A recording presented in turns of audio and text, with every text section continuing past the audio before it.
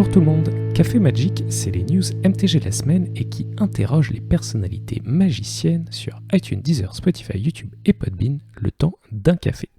Cette semaine, ça va être tout Innistrad Chasse de minuit. On va partager la hype sur ce prochain set. C'est parti pour l'épisode 72.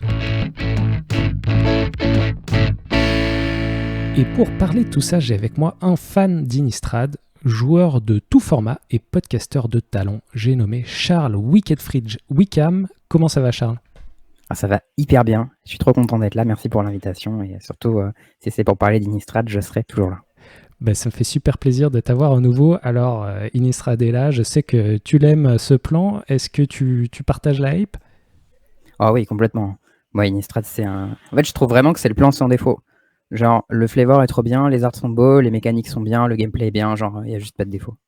Et il y a eu par le passé vraiment beaucoup de cartes parmi mes préférées, les Snapcaster Mage au tout premier Innistrad. Et là, nouveau set de standard, nouvelle carte. T'as vu des cartes qui vont rentrer dans les différents formats ? Ouais, j'en ai vu. J'ai l'impression qu'il y en a un peu pour tous les goûts. Et ça, c'est vraiment chouette quand il y a un nouveau set qui sort. Surtout que là, on va descendre à 5 sets en standard. Du coup, c'est le moment où un set standard a le plus d'impact parce qu'on a vu que le précédent D&D est arrivé dans un format où il y avait 8 sets et du coup, il n'avait pas trop la place de s'exprimer autour d'Eldraine qui était assez dominant, quoi. Et là, vraiment, ça va lui laisser plus de place en standard et il y en a un peu pour tous les formats et ça, je trouve ça vraiment super chouette. Ok. Et est-ce que tu as quelques cartes en particulier que tu vois rentrer en standard, en moderne ou en cube ? Ouais, alors en standard, il y a quelques cartes que j'ai mis de côté qui m'ont l'air vraiment cool. Une qui m'a sauté aux yeux parce qu'elle a vraiment trop de texte pour pas être bien, c'est Geren Corrupted Bishop. Alors c'est un mur de texte, donc je vous encourage à prendre la carte sous vos yeux. C'est une 2-3 pour 3 humain clérique. À chaque fois qu'il arrive en jeu ou qu'un autre non-token humain que tu contrôles crève, tu perds un point de vie, tu fais un token. Tu peux donner lien de vie à un humain pour 2 jusqu'à la fin du tour, donc il compris lui-même. Et au début, ton end step, si tu as exactement 13 points de vie, tu peux payer 6. Et si tu le fais, tu le transformes. Donc faut faire gaffe au timing sur les règles. Je suis pas sûr que tu payes 6 à la résolution, ou si tu payes 6, ça met le trigger dans le stack et qu'il peut crever en réponse. Auquel cas, ce sera un assez gros blowout. Mais de l'autre côté, c'est le nouvel Hormondal, qui est 6-6 Vol Trample Lifelink, qui peut sacrifier notre bête pour piocher une carte. Je pense que les deux côtés de la carte sont vraiment méchants. Je pense qu'on va pas souvent le retourner, mais on peut quand même le faire de temps en temps. Et le body est assez méchant. Et ça va faire du board assez facilement, ce sera assez gras, quoi. D'accord.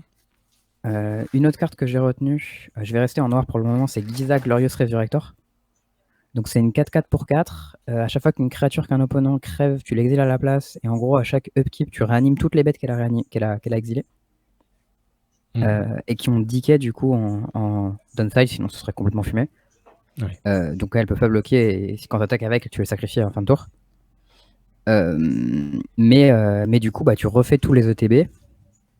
Et tu peux attaquer avec, s'il y a des capes activés, tu peux les récupérer. Donc ça a vraiment une tête de bonne carte. Et ça me parle bien. Je vais rester en noir parce que le noir c'est chouette, toujours pour le standard. Mais elle, je sais pas si on la verra peut-être ailleurs, c'est Infernal Grasp. C'est un peu la nouvelle Doomblade, quoi. C'est 1 et 1 noir instant, tu détruis une créature, tu perds 2 points de vie. Ok, perdre 2 points de vie c'est chiant, mais quand tu peux tuer n'importe quelle bête, genre on a vu régulièrement que avec même Heartless Act plus Eliminate, il y avait des bêtes, mais plus Power Word Kill d'ailleurs, avec les 3 spells, il y avait quand même des bêtes qui passaient entre les mailles du filet. Et c'était un peu chiant parce que du coup tu devais avoir ton bon mix de trucs. Bon là quand t'as celui-là, t'es sûr que la bête en face qui est chiante, tu vas pouvoir la buter, quoi. Ouais. Et ça c'est assez cool. Toujours en standard, j'ai une carte que j'ai laissée de côté, je pense que celle-ci elle te parlera aussi. C'est le Consuming Blob. Donc c'est ce gros ooze pour 5 dont 2 verts.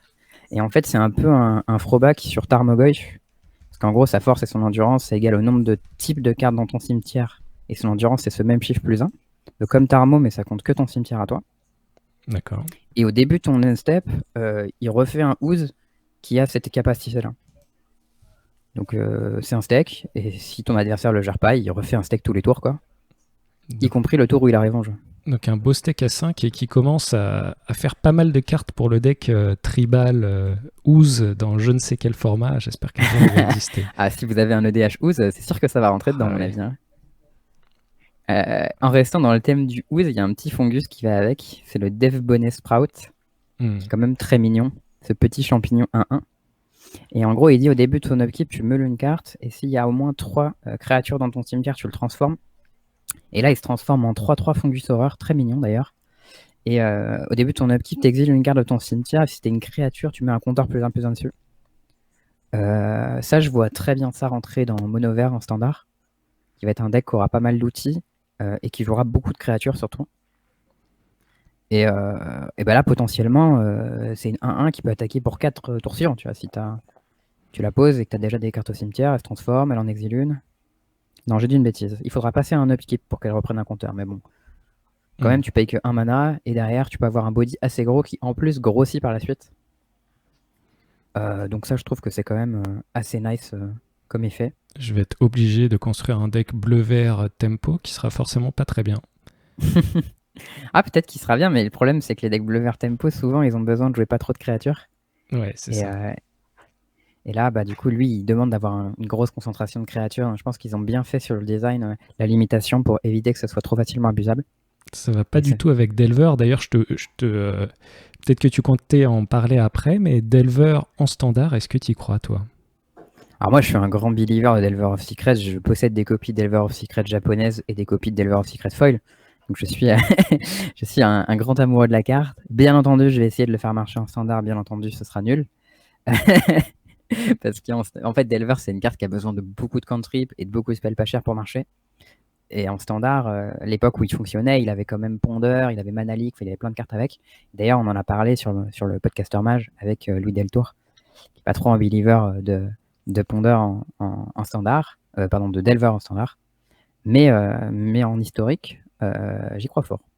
Et allez écouter cet épisode 99 du podcaster mage avec Louis Deltour et Jean-Emmanuel Deprat. Et Louis, malheureusement, a des sentiments assez forts sur Delver. Il n'y croit pas du tout pour ce format-là. Ouais, ça c'est quelque chose dont on débat un petit peu.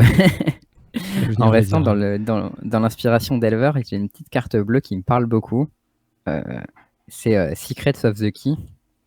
Et c'est un petit peu un throwback à Think Twice pour les gens qui connaissent la carte. Parce qu'en gros, là, c'est pour un bleu, ça fait un clou, et tu le flashback pour 3 et un bleu. Ça fait un deuxième clou, du coup. Et donc, c'est moins bien que Think Twice, parce qu'il faut repayer du mana après pour sacrifier la clou. Mais moi, je suis un énorme fan de la mécanique Investigate. Donc, forcément, cette carte, elle me parle beaucoup. Et en plus, bon, il y en a une dans le même genre qui est appelée Drink Twice, qui est en un et un bleu. Un bleu et un noir, pardon. Elle, pour le coup, sera vraiment très bien et qui prend des cartes chez l'adversaire au lieu de les prendre chez toi. Ah, c'est Siphon Insight. Ouais, c'est un passe-passe sur les cartes en face, en fait. Et tu le fais 2 fois, du coup, avec le flashback. Assez puissant comme carte, je pense qu'on verra ça dans les jeux contrôle. Je parlais de Claw. Tu le sais peut-être, une de mes cartes préférées de tout Magic vient du set Innistrad. Il parle de Claw, c'est Tireless Tracker. Et oui, sa petite sœur arrive. Ouais. Qui s'appelle donc Briarbridge Tracker. Donc c'est une 2/3 pour 3 en vert avec la vigilance. Quand elle arrive en jeu, elle investigue, et tant que vous contrôlez un token, donc c'est pas forcément un clos, ça peut être autre chose, elle gagne +2/+0. Donc sur le front, c'est quand même une 4/3 vigilance pour 3 qui peut faire de la value si on la bute. Ça a l'air quand même assez costaud. Bien entendu, ce n'est pas l'ancienne traqueuse qui pouvait faire piocher une carte par tour. Et d'un côté, je trouve ça un peu dommage. D'un autre côté, j'apprécie ce nouveau design que je trouve assez cool. Je pense que la carte sera jouée et qu'elle sera puissante en standard et qu'on s'amusera bien avec. Et du coup, je suis plutôt content quand même. Super. Sinon, j'ai d'autres cartes qui pourraient être jouées. Je ne sais pas si ce serait en standard, en cube ou en duel commander, ce genre de format, mais c'est des cartes un peu costauds avec des effets... comment dire, qu'on n'a pas encore vu. Je vais pas commencer par la plus classique et peut-être aller de la plus classique à la plus originale. La plus classique pour moi, c'est Cathartic Pyre. C'est un instant pour 1 et 1 rouge qui fait 3 dégâts à une créature ou un planeswalker, ou qui peut faire discard jusqu'à 2 et piocher autant que tu as défaussé. Un sort modal, on aime toujours. Ouais, c'est beaucoup de flexibilité sur un removal. Et ça, c'est quelque chose que j'apprécie beaucoup, notamment moi, parce que je cube pas mal.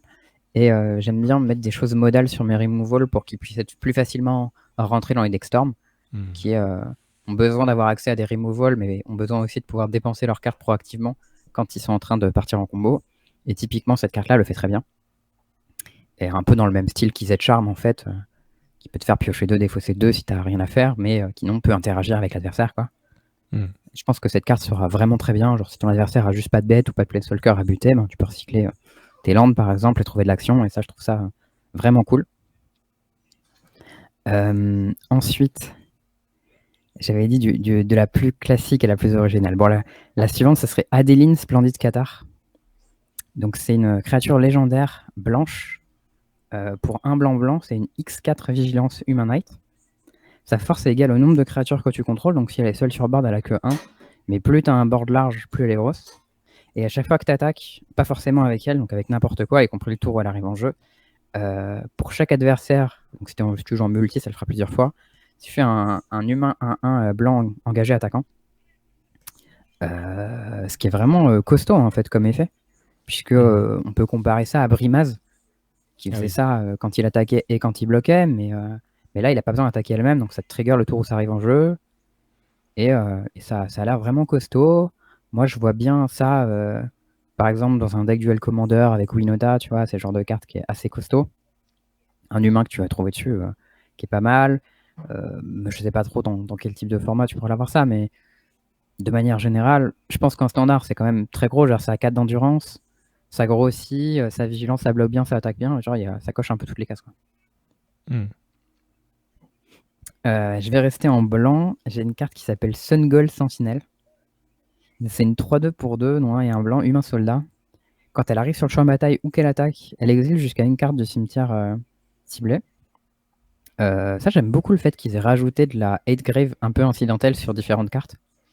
Je trouve ça très sympa en termes de design, parce qu'au final, de nos jours, on utilise de plus en plus le cimetière. Et du coup, c'est sympa d'avoir des outils qui attaquent le cimetière, mais pas de manière trop agressive non plus, mais ça marche assez bien. Et elle utilise la mécanique Coven. Donc ça dit, les Coven, c'est si vous avez 3 créatures avec des forces différentes, vous pouvez l'activer. Et cette capa, elle coûte 1 et 1 blanc, et tu choisis une couleur, et la Sungold Sentinelle gagne Exproof contre cette couleur, et ne peut pas être bloquée contre les créatures de cette couleur. Donc on n'est pas très loin de protection. La différence, c'est qu'on prévient pas les dégâts de cette couleur, donc du coup on peut pas bloquer à l'infini avec, ce qui aurait été vraiment infernal. Mais ça attaque quand même méchamment, et ça se protège des sorts. Donc tout ça sur une 3-2 pour 2 avec un autre effet en upside, ça a l'air quand même beaucoup trop costaud pour ne pas être joué, quoi. Ouais. Ensuite, on termine sur mes 2 dernières que j'ai gardées, qui sont un peu originales. Et après, j'ai une spéciale. J'en ai une, c'est Liar Disciple of the Drown. C'est une 3-4 pour 5, humain wizard légendaire, qui dit les sorts ne peuvent pas être contrecarrés. Donc ça, c'est un peu étonnant parce que c'est une carte bleue qui empêche de contrer les sorts. Donc si vous-même vous avez des comptes dans votre deck, ça va plus marcher. Mais du coup, les prochains sorts que vous allez jouer, ils pourront pas être contrés non plus. Donc a priori, c'est plus une carte de jeu combo en fait. Et ça dit chaque sorcerie et instant dans votre cimetière ont le flashback.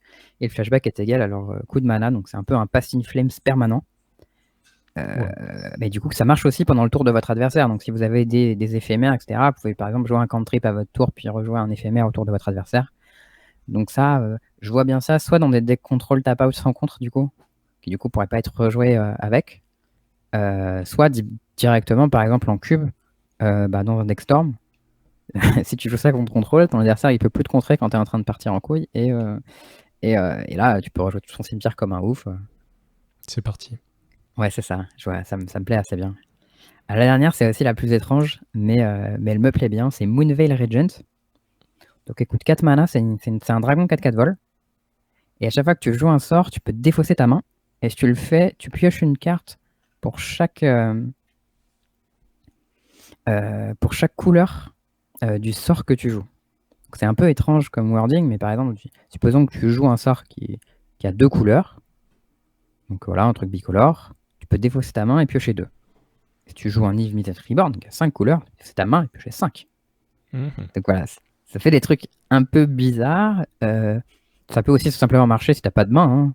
Si t'es par exemple un deck mono rouge très aggro qui vide vite sa main, quand tu joues ton dernier sort, si tu joues, tu repioches 1 à chaque fois. C'est quand même assez costaud.